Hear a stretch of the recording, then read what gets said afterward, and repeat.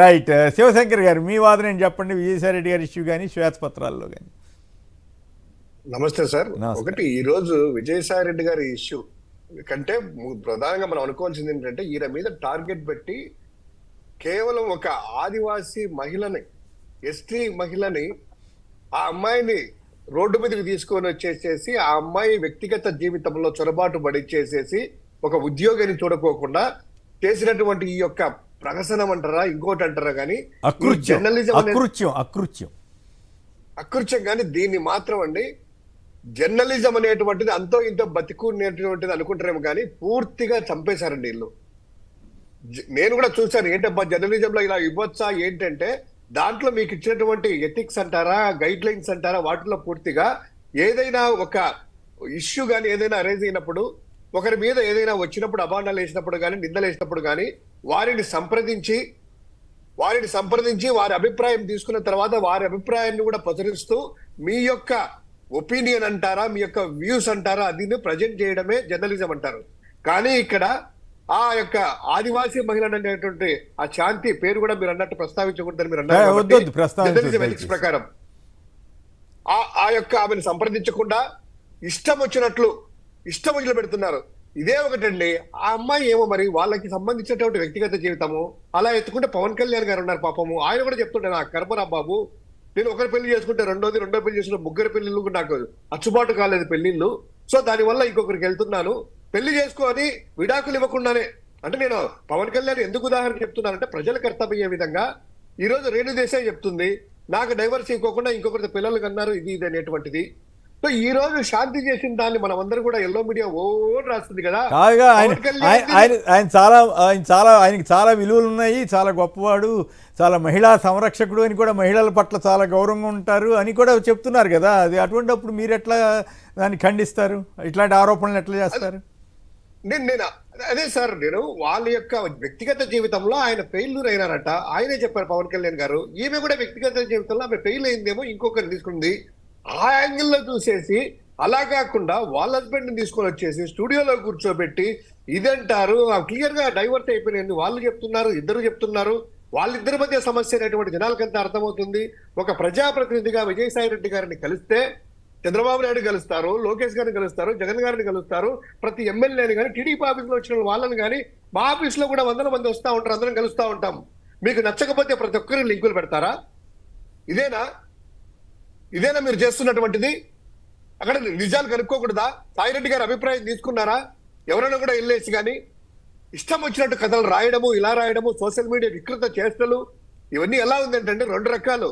ప్రతిపక్ష పార్టీని, జగన్ గారిని, ఈ యొక్క ప్రతిపక్ష పార్టీలు ఎవరైనా యాక్టివ్గా ఉంటే వాళ్ళందరినీ కూడా అలగదొక్కడము, వారి వ్యక్తిత్వాన్ని హననం చేయడం ఒకటి. రాష్ట్రంలో జరుగుతున్నటువంటి అగాత్యాలన్నీ కూడాను, శాంతి భద్రత, లా అండ్ ఆర్డర్ కంట్రోల్లో లేదు, చిన్న పిల్లలందరినీ కూడాను మానభంగాలు చేస్తా ఉంటే కనీసం అంటే ఆ పిల్లల యొక్క శవాలను కూడా దొరకట్లేదు. దాదాపు 8 రోజుల నుంచి మచ్చుమరలో తిరుగుతూ ఉంటారు నంద్యాల జిల్లాలో. అక్కడ కనీసం అంటే దాన్ని చేయలేకపోతా ఉన్నారు. అనకాపల్లి ఒక్కటిన, విజయవాడలో నడిపొట్టున ప్రేమికుడి తండ్రిని చంపితే ఇక్కడ కనీసం అంటే కనుక ఎన్ని కూడా అదుపులో లేకుండా, ఇక ప్రతిపక్ష పార్టీలు ప్రభుత్వ ఆస్తుల మీద రోజు దాడులు జరుగుతూ ఉంటే అవి కంట్రోల్ చేయలేక డైవర్షన్ పాలిటిక్స్ డైవర్ట్ చేసేసి ఈ రోజు మీరు అన్నట్టు మేజర్ సమస్యలు, అది నంద్యాలది చాలా ఇష్యూ అయితే రాష్ట్ర వ్యాప్తంగా మొత్తం అంతా కూడాను నేషనల్ ఇష్యూ అయ్యేటువంటి పరిస్థితుల్లో దాన్ని డైవర్ట్ చేయడానికి ఈ రోజు ఎన్ని చేస్తారా? ఒక వ్యక్తిని క్యారెక్టర్ అసాసినేట్ చేస్తారు. ఎవరిచ్చారు మీకు హక్కు? ఎవరిచ్చారు?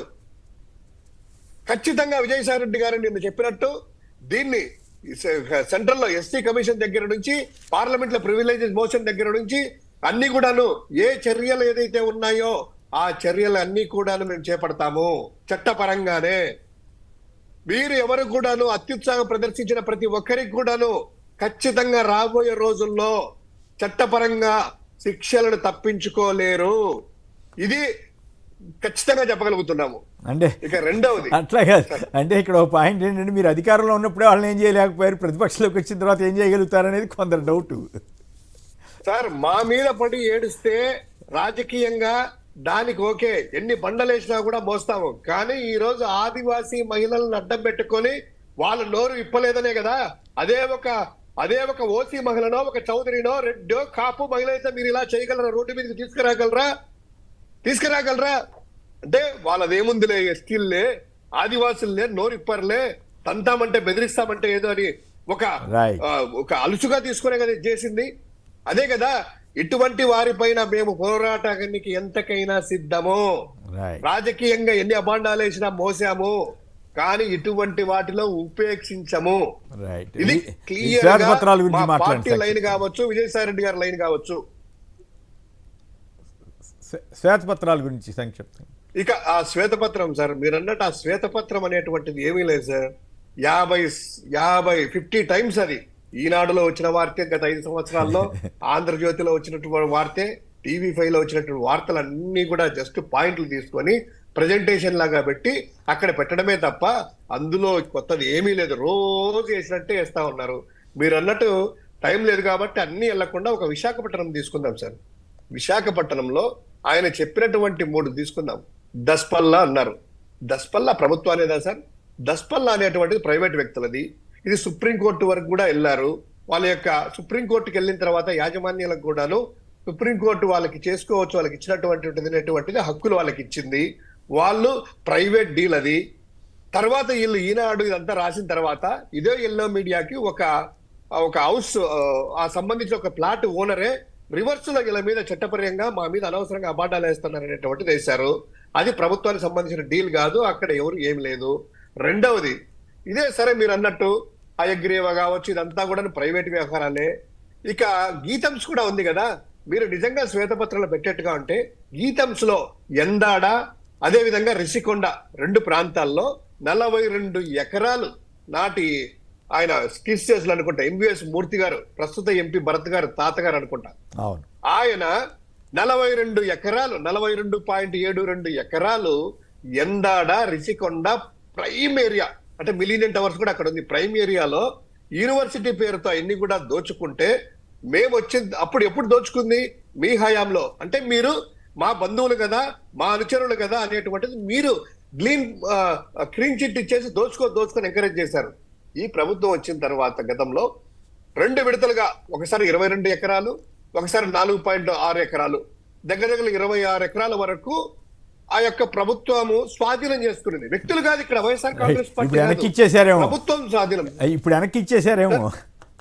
అదే ప్రభుత్వం స్వాధీనం చేసుకునింది. తర్వాత మిగతాది కూడాను నెక్స్ట్ ఫేజ్ లో చేస్తా ఉంటే వాటిని కోర్టు స్టే ఇచ్చింది.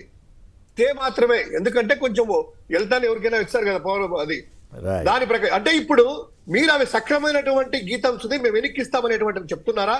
గీతంది కూడాను భూదందాలు లేదని మీరు క్లీన్ చిట్ ఇస్తారా? అది ఇవ్వండి. ప్రభుత్వము క్లియర్ గా మార్కింగ్ వేసేసి మ్యాప్ లో పెట్టి red zone, pink zone, green zone అనేటువంటిది ఆ ఏరియాలో వేసేసి ఆ రెడ్ జోన్ లో ఏదైతే ఆక్యుపై చేస్తున్నారో, ఈ రోజు కూడా గూగుల్ మ్యాప్ అట్లానే ఉంది.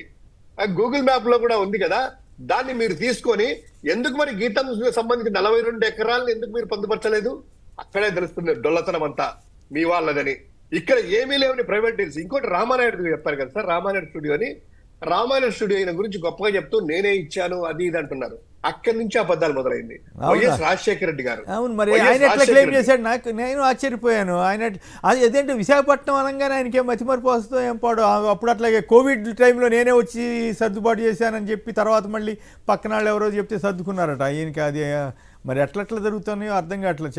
చంద్రబాబు గారు అవన్నీ ఆలోచించుకు చెప్పరా ఏమి? ఎవరు సార్ ఇచ్చింది ఇది? రామానాయుడు స్టూడియో సంబంధించి రాజశేఖర రెడ్డి గారనే నాకు కూడా గుర్తు. మరి వైఎస్ రాజశేఖర రెడ్డి గారు ఫిలిం ఇండస్ట్రీ డెవలప్ కావాలయ్యా అని చెప్పి ఉద్దేశంతో ఇక్కడ విశాఖపట్నంలో ఆ ప్రాంతంలో ఇచ్చినటువంటిది అది. ఆయన దాని క్రెడిట్ తీసుకొని మీరు అన్నట్టు హుదుహుద్దు చేసిన కరోనాలో 8 రోజులు కరోనాలో కనీసం అంటే హైదరాబాద్ లో వచ్చి జూబ్లీ నుంచి బయటకు వచ్చారా తండ్రి కొడుకులు? రాలేదు. అది జనాలందరికీ తెలుసు. అయినా కూడాను జనాలు ఏదంటే కవరింగ్ కరోనా కూడా నేనే చేసిన చెప్పడానికి ఆయనకి అన్ని తెలుసు. ప్రజలు అమాయకుల్లే, నేను చెప్పి నమ్ముతారు లేని మైండ్కి ఎక్కిస్తారు కదా. 100 సార్లు ఒక అబద్ధం చెప్పి అబ్బా కరోనాను చంద్రబాబు జయించాడు రా ప్రపంచంలో అనేటువంటిది ఆయనకు ఒక మ్యానియా ఉందిలేండి.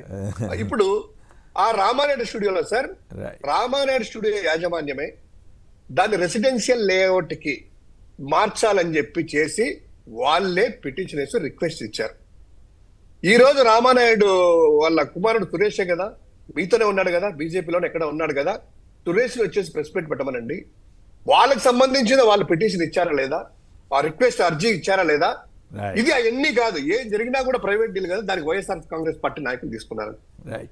దానికి ఏం సంబంధం సార్? అయితే వీటన్నిటి మీద జగన్ గారు స్పందించాలన్నది పురుషోత్తం రెడ్డి గారి సూచన, మీరేమంటారు?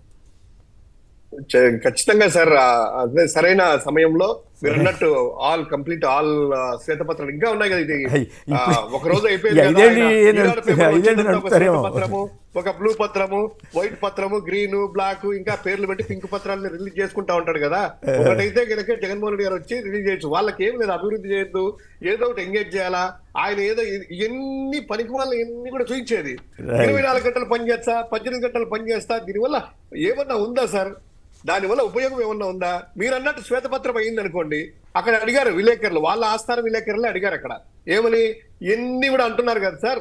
వాటి మీద చర్యలు ఏంటంటే, ప్రైవేట్ గా ఎవరైనా పర్సన్స్ వాళ్ళ కంప్లైంట్ చేస్తే చర్యలు తీసుకుంటారంట. అంటే కంప్లైంట్ చేయకుండానే ఆక్యుపై చేసి ఎలా చెప్పగలరు మీరు? ఎట్లా మరి, అదేందో మరి విచిత్రంగానే ఉంది. Complaint ఎవరు- నాకైతే ఇప్పుడు గతంలో ఏదో గత శ్వేతపత్రాల మీద ఏదో డిపార్ట్మెంట్ల పరంగా ఇచ్చారేమో అని అనుకున్నాం, కానీ ఇది చూస్తే అచ్చగా పిచ్చి పత్రం లాగా ఉంది తప్పితే శ్వేతపత్రం అనిపించట్లేదు నాకు. అదే ఇప్పుడు పురుషోత్తం ఉంది, పురుషోత్తం ల్యాండ్ ఎవరైనా తీసుకున్నారనేసి ముందు వచ్చేసి అప్లై చేసి చూడబ్బా అని చెప్పి, పురుషోత్తం ల్యాండ్ 10 ఎకరాలు తీసుకున్నారంటే తిరుపతిలో చూడండి అని పర్వాలేదు. అది ఏమీ లేదు, తీసుకున్నారనేటువంటిది జనాల్లో చెప్పడము. ఏమైనా చర్యలు తీసుకుంటారంటే ఆ పురుషోత్తమో శ్రీనివాసో శంకరో వచ్చి కంప్లైంట్ చేస్తే అప్పుడు చూద్దాంలే అంటే, నాకు ఇబ్బంది లేకుండా ఎందుకు కంప్లైంట్ చేస్తా? రైట్. ఎలా ఉంది అంటే కనుక మొత్తం భూదండ అంతా కూడా జరిగిందని ఒక ఊహ చిత్రం ప్రజల్లో వేయడము, వైఎస్ఆర్ కాంగ్రెస్ పార్టీ వాళ్ళు దోచుకున్నారనడము. ఆ ముచ్చుగులో గీతం యూనివర్సిటీ లాంటివన్నీ కూడా మా వాళ్ళు దోచుకున్నా పర్వాలేదు, మా దోపిడీలు బయటికి రాకూడదు, లేని దోపిడీలు వైఎస్ఆర్ పీఠలు అంటగట్టాలనేటువంటిది ఒక ఈ దుశ్చర్య సార్. దీన్ని ప్రజలందరూ గమనిస్తా ఉన్నారు. మీరు యొక్క సూపర్ 6 హామీలు అమలు చేయండి.